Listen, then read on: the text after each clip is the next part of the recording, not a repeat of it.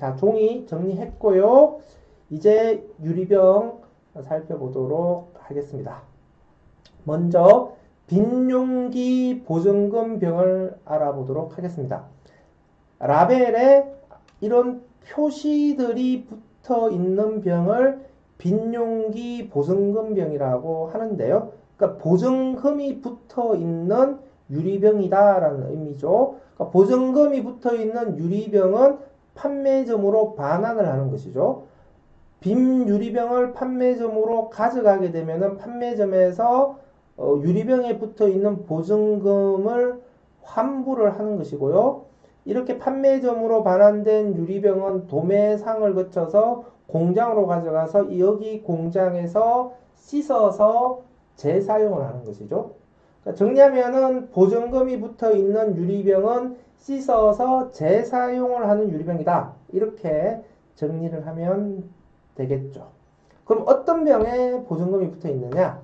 우리가 가장 많이 볼 수 있는 게 소주병입니다. 소주병에는 이렇게 100원의 보증금이 붙어 있고요. 맥주병에는 130원의 보증금이 붙어 있어요. 그런데 우리나라에서 생산된 맥주에만 130원의 보증금이 붙어 있고요. 수입된 맥주병에는 보증금이 붙어 있지 않습니다. 수입 맥주병에는 왜 보증금을 안 붙일까요? 자, 보증금병은 씻어서 재사용하는 병이라고 했잖아요. 그러면 빈 병을 다시 공장으로 보내야 되잖아요. 그럼 수입된 맥주병은 그 빈 병을 다시 그 나라로 돌려보내야 되잖아요. 이러면 비용이 너무 많이 들어가잖아요. 배보다 배꼽이 더 커지는 거니까 수입된 맥주병은 재사용하기가 어려운 병이죠. 그러다 보니까 수입된 맥주병에는 보증금을 붙여서 재사용하기가 어렵죠. 그래서 재사용 체계가 갖춰져 있는 국산 맥주병에 한해서 130원의 보증금을 붙이는 것이다. 이렇게 이해를 하시면 됩니다. 350원짜리도 있네요. 350원짜리는 어떤 걸까요? 큰 병이에요. 대병이라고 우리가 얘기하죠. 큰 병을 쓰는 경우는 어디예요? 정종병이죠. 백화수복이라고 하는 큰 정종병에는 350원의 보증금이 붙어 있습니다. 자, 보증금병은 씻어서 재사용을 하는 병이라고 그랬잖아요. 그럼 가정에서 소주병이나 맥주병이 나왔을 때 이 빈병은 어떤 방식으로 판매점에 가져가는 게 좋을까요? 마개를 닫아주는 게 좋습니다. 왜 마개를 닫아주는 게 좋을까요?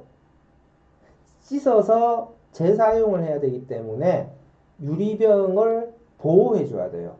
막 금이 가게 되면은 유리병을 다시 재사용하기 어렵잖아요. 그러니까 유리병이 파손되는 것을 막아줘야 재사용이 잘 될 수 있는 것이죠. 그러니까 마개를 닫아주는 것이 유리병이 파손되는 것을 막아줄 수 있는 좋은 방법이 되는 겁니다. 그래서 보증금병을 판매점으로 가져갈 때는 빈 병에 마개를 닫아주는 것이 좋은 방법이다. 이렇게 이야기를 하는 겁니다. 근데 식당에서 우리가 소주나 맥주를 마실 때는 마개를 굳이 닫아주지 않아도 괜찮습니다. 왜냐하면 음식점에서는 플라스틱 박스에 바로 담아서 도매상으로 보내기 때문에 병들이 안전하게 보관이 될 수가 있고요. 마개를 닫아버리게 되면 공장에서 다시 마개를 떼내는 공정이 추가적으로 필요하기 때문에 굳이 마개를 닫지 않아도 되는 상황이면 마개를 닫아주지 않는 것이 공장 입장에서는 더 좋은 것이죠. 그래서 가정에서 판매점으로 반환되는 경우에만 마개를 닫아주는 게 좋다. 그러니까 음식점에서 소주나 맥주 마시면서 굳이 다시 병에다 마개를 닫을 필요는 없는 것이다. 이렇게 정리하시면 됩니다. 자, 이제 재활용을 한번 보겠습니다. 유리병은 일단 선별장에서 백색, 녹색, 갈색 세 가지 색깔별로 선별을 해야 돼요. 그리고 나서 색깔별로 공장에 보내요.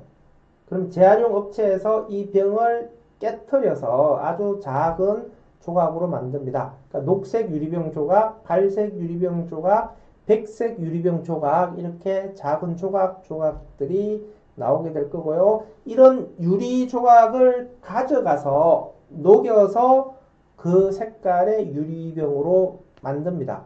그러니까 녹색 병은 녹색 유리병으로 만드는 거고요. 갈색 유리병 조각은 갈색 유리병, 백색 유리병 조각은 백색 유리병으로 만들게 되는 겁니다. 그러니까 1000도가 넘는 온도에서 유리병 조각들을 녹여서 그 색깔의 유리병으로 만든다. 이렇게 보시면 됩니다. 유리병 분리배출에서 가장 많은 질문이 들어오는 게 그 라벨과 마개의 이슈예요. 자, 일단 종이 라벨만 먼저 보겠습니다. 종이 라벨은 뗄 수 있으면 떼는 게 제일 좋아요. 근데 문제는 접착제가 너무 강하게 전면에 칠해져 있기 때문에 종이가 떨어지지가 않습니다. 그러니까 종이 라벨을 떼다 보면은 하얀 색깔로 겉면만 떨어져 나오면서 하얀 색깔의 종이가 그대로 유리에 묻어 있게 되죠.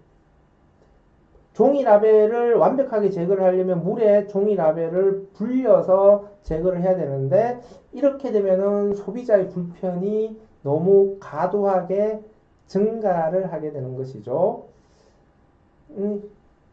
만약에 소비자가 종이 라벨을 떼지 않으면 재활용이 전혀 안 된다, 불가능하다, 막 이런 상황이면 종이 라벨을 떼야 될 거예요. 그런데 다행스럽게 소비자가 종이 라벨을 떼지 않아도 재활용 공정에서 종이 라벨을 뗄 수가 있습니다. 그러니까 유리병이 깨지면서 라벨이 떨어지게 되는 구조죠. 그 유리병이 깨지면서 라벨이 떨어져 나오게 되면은 종이 라벨은 가볍잖아요. 그러면 이 가벼운 종이 라벨은 바람을 통해서 가벼운 종이는 날아가고 무거운 유리 조각은 떨어지는 방식으로 분리가 됩니다.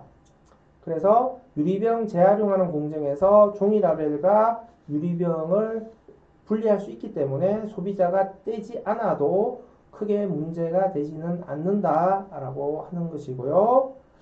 알루미늄 마개의 경우에는 알루미늄 마개만 따로 떼서 분리 배출을 하게 되면 알루미늄은 자석에 붙지 않고요. 알루미늄 작은 마개는 손으로 선별하기도 어렵습니다. 그러니까 재활용하기가 쉽지가 않은 것이죠. 그래서 유리병에 알루미늄 마개를 닫아서 배출을 하게 되면은 유리병 재활용하는 업체에서 유리병을 깨뜨리면서 떨어져 나온 알루미늄 조각을 따로 모으는 방식으로 재활용을 할 수가 있어요. 그러니까 알루미늄 마개까지 재활용이 되도록 하려면 그냥 유리병에 알루미늄 마개를 닫아서 배출하는 것이 차라리 낫다라는 게 됩니다. 그래서 정리를 하게 되면은 종이 라벨과 알루미늄 마개는 떼지 않아도 된다라는 것이 되겠습니다. 유리병을 녹여서 다시 유리병으로 만든다 그랬잖아요. 그러면 유리병이 녹는 온도에서 유리가 녹지 않으면 그 유리는 재활용하기가 어려울 거예요. 유리병이 녹는 온도에서 녹지 않는 유리, 어떤 게 있을까요? 내열 유리가 있어요. 내열, 열에 견디는 성질이 강한 유리잖아요. 그러니까 당연히 유리병이 녹는 온도에서 녹지 않게 되겠죠. 내열 유리는 어떤 곳에 있을까요? 불과 직접 접촉하는 유리 용기의 경우에는 내열 유리를 쓸 수밖에 없어요. 열에 강해야 되잖아요. 그러니까 유리 냄비나 유리 주전자 같은 경우에는 내열 유리를 쓸 수밖에 없고요. 내열 유리니까 유리병과 같이 재활용이 어렵다. 그래서 유리로 된 냄비, 유리로 된 주전자는 일반 쓰레기로 배출을 하셔야 된다. 두 번째, 크리스탈 유리예요. 크리스탈 유리는 반짝반짝 빛나고 예쁜데요. 일반 유리에 비해서 이렇게 반짝반짝 빛나고 예쁜 이유는 유리 안에 납이 들어가기 때문에 그렇습니다. 그래서 크리스탈 유리는 납유리예요. 사용할 때는 납이 유리에 갇혀 있기 때문에 괜찮은데요. 재활용할 때는 녹이잖아요. 녹으면서 납이 새어서 나오겠죠. 그러니까 위험해요. 그래서 크리스탈 유리도 쓰레기로 배출을 합니다. 자, 거울 같은 경우에는 뒷면에 뭔가 색깔이 칠해져 있어요. 그게 이제 이물질인데요. 녹이면서 이물질로 빠져나와요. 그러니까 재활용을 방해하는 물질이 돼요. 그래서 거울도 쓰레기로 배출하시면 됩니다. 사기 그릇, 도자기, 화분은 유리가 아니잖아요. 그러니까 당연히 쓰레기로 배출을 하셔야 된다. 자, 이제 페트병 보겠습니다. 페트병은 선별장으로 가서 페트병을 골라내고요. 재활용 업체로 가져가서 파쇄해서 씻습니다. 그러니까 페트병을 조각조각 낸 다음에 이것을 물에 씻어요. 이것을 우리가 플레이크라고 이야기를 해요. 이런 깨끗하게 씻은 페트병 조각을 가져가서 녹여서 뭔가를 만들죠. 녹여서 길게 섬유를 뽑아내어서 솜이나 옷 같은 것으로 만들 수도 있고요. 페트병을 녹여서 다시 페트병을 만들 수도 있습니다. 어떤 용도로 가든지 간에 페트병은 파쇄를 해서 깨끗하게 씻는 공정은 반드시 거치도록 되어 있다라고 하는 겁니다. 페트병의 재활용 공정을 이 정도로 정리를 하시고 이제 페트병 분리배출 기준을 한번 살펴보도록 하겠습니다. 페트병의 분리배출 기준은 라벨은 제거를 해야 되고요. 마개는 닫아서 배출을 하는 겁니다. 마개부터 한번 살펴볼게요. 마개를 그냥 떼서 분리배출하면 마개는 부피가 너무 작잖아요. 부피가 작기 때문에 선별이 어려워요. 그러니까 마개를 떼서 따로 분리배출하면 선별이 어렵기 때문에 재활용이 되지가 않는 것이죠. 그러면 마개를 닫아서 배출하면 어떻게 될까요? 파쇄해서 세척한다고 그랬잖아요. 그러니까 마개가 붙어있는 상태로 파쇄를 하게 되면 마개도 조각이 날 거고 페트병도 조각이 날 거 아니에요? 그런 다음에 어떻게 한다고 그랬죠? 물에 씻는다 그랬잖아요. 물에 씻을 때 마개는 가벼운 플라스틱이기 때문에 물에 뜹니다. 이렇게 물에 둥둥 떠요. 페트는 무거운 플라스틱이기 때문에 물에 깔아앉아요. 지금 눈에 보이진 않지만 이 바닥에는 페트 조각이 가라앉아 있어요. 그러니까 물에 뜬 마개는 건져내면 되고요. 가라앉아 있는 페트 조각은 또 긁어내면 되겠죠. 그러니까 물에 뜨고 가라앉는 성질을 이용해서 재활용 공정에서 분리가 되는 것이고요. 이렇게 분리가 되니까 각각 재활용이 되는 것이죠. 그러니까 마개까지 재활용을 하려면 페트병에 마개를 닫아서 배출하는 것이 좋다라고 하는 것이 되는 것이고요. 그런데 그냥 마개를 닫아버리면 안쪽에 이렇게 공기가 들어가 있기 때문에 압축을 할 때 압축이 어려워지는 문제가 발생을 합니다. 그럼 어떻게 해야 될까요? 라벨은 제거하고 마개를 연 다음에 다시 마개를 연 다음에 압축을 하고 다시 마개를 닫는 것이죠. 그러니까 라벨을 떼고 마개를 떼고 압축하고 마개를 다시 닫고 이 방식으로 배출을 해주시면 되겠습니다.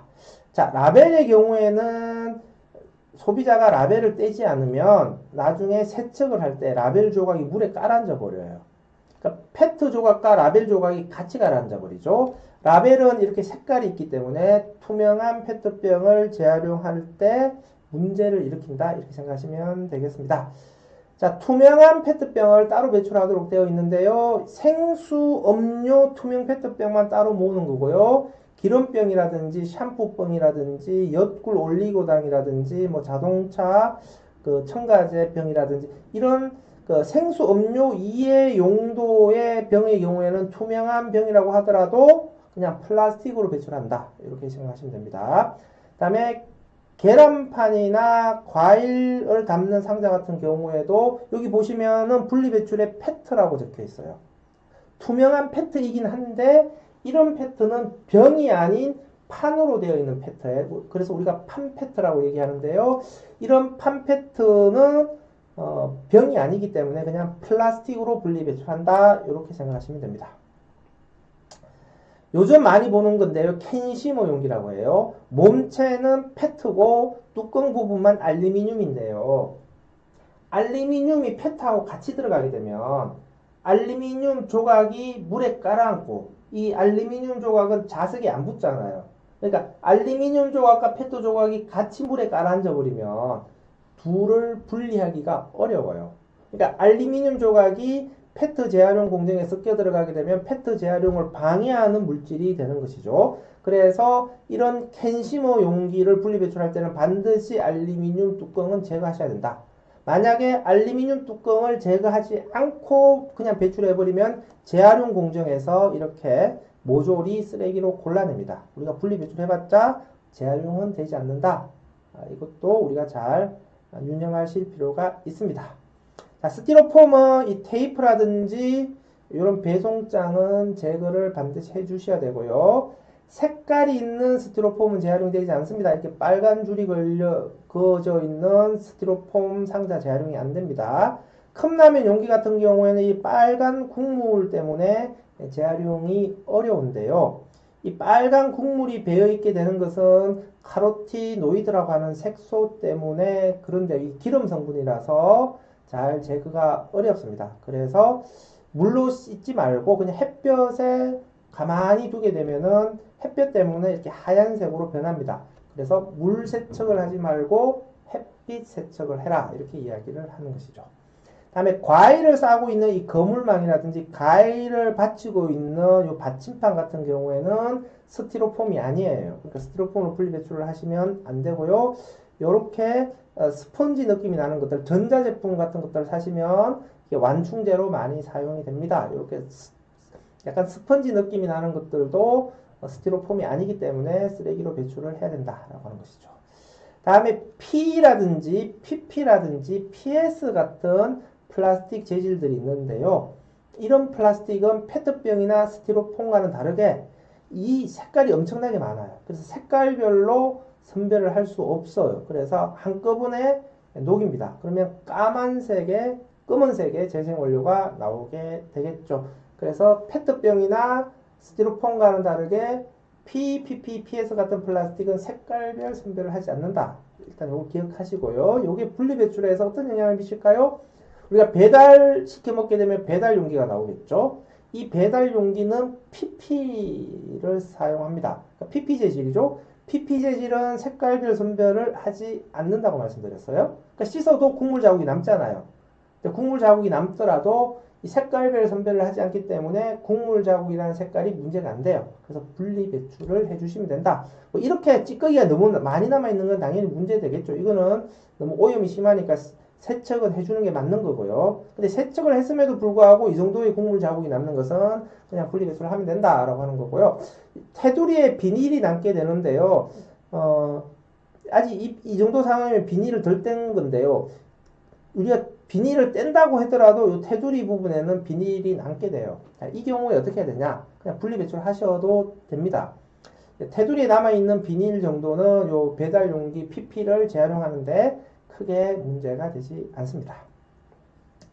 부피가 작은 반찬을 담았던 용기 같은 경우에는 부피가 너무 작기 때문에 그대로 분리 배출하면 선별이 어려워요. 그래서 이런 것들은 큰 통에 담고서 뚜껑을 닫아두면 같이 재활용될 수가 있기 때문에 좋습니다. 자, 비닐인데요. 비닐은 요것만 볼게요. 대부분 태운다 그랬잖아요. 그래서 이렇게 약간 가래등 모양으로 만들어서 탄을 대체하는 연료로 씁니다. 그래서 비닐의 대부분은 태우는 방식으로 재활용한다. 이렇게 생각을 하시면 되는 거고요. 그래서 비닐의 분리 배출 기준은 잘 타냐 타지 않느냐라는 것이 됩니다. 비닐을 태울 때 문제가 되는 것은 PVC 재질의 비닐이에요. PVC에 들어가 있는 염소 성분 때문에 유해가스가 발생을 해요. 그래서 태울 때 좋지 않은 영향을 미치는 것이죠. 그러니까 PVC 재질의 비닐은 비닐을 태워서 에너지를 이용하는데 방해가 되는 물질이다. 그러니까 PVC 재질의 비닐은 분리 배출하지 않는 게 좋다. PVC 재질의 비닐은 이렇게 배달시켜 먹으면서 나오는 랩입니다. 좀 끈적끈적한 느낌이 나는 이런 비닐 랩은 재활용이 되지 않는 랩이니까 반드시 종량제 봉투로 배출을 해야 된다. 이렇게 이해하시면 됩니다. 소금이 묻어있는 경우에도 이 소금이 타면서 유해가스를 발생시킵니다. 좋지 않은 것이죠. 그래서 비닐에 소금이 묻어있는 경우에는 소금기를 잘 세척해 주는 게 좋습니다. 그 라면 스프를 좀 잘 씻어줘야 되는 것이 바로 이런 이유 때문에 그런 것이죠. 양파망은 분리배출해서 비닐로 분류를 합니다. 그래서 양파망은 비닐로 분리배출하시면 되고요. 이런 파우치 포장의 경우에 플라스틱 마개가 붙어 있는 경우가 있는데요. 플라스틱 마개도 태우는 데는 전혀 문제가 없기 때문에 비닐에서 굳이 이 플라스틱 마개를 제거하실 필요는 없습니다.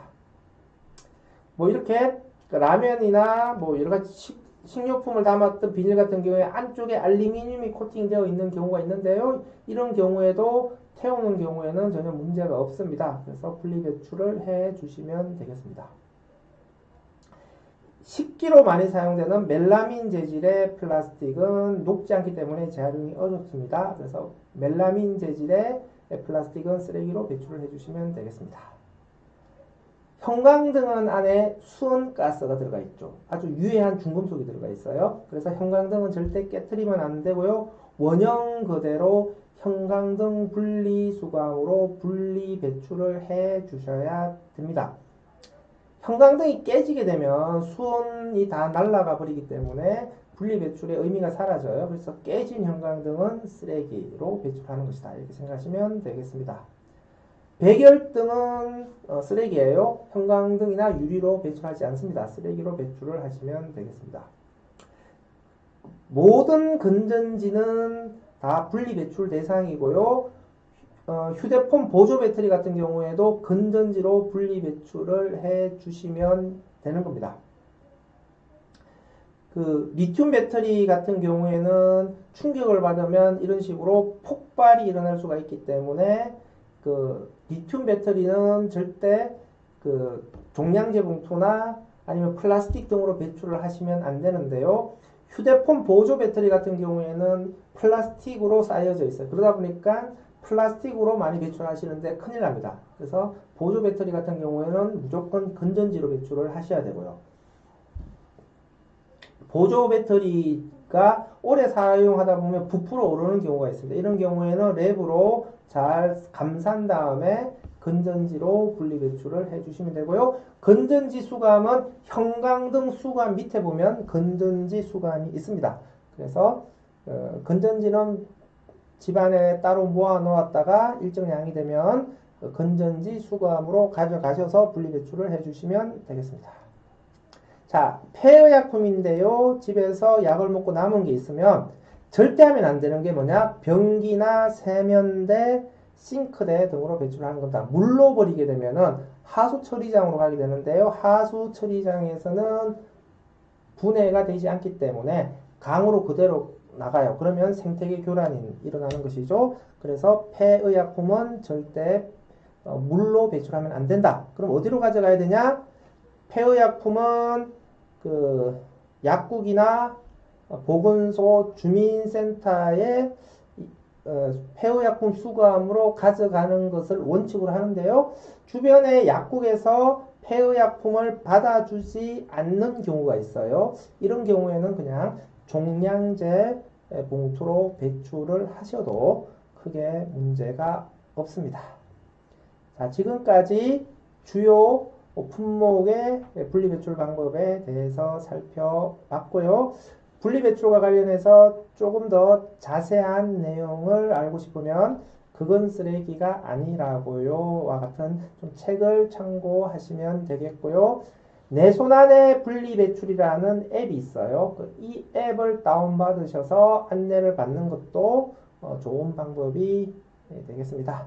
지금까지 올바른 분리배출 방법에 대해서 살펴봤고요. 분리배출은 우리가 일상생활에서 반드시 지켜야 될 녹색 실천이 되겠습니다.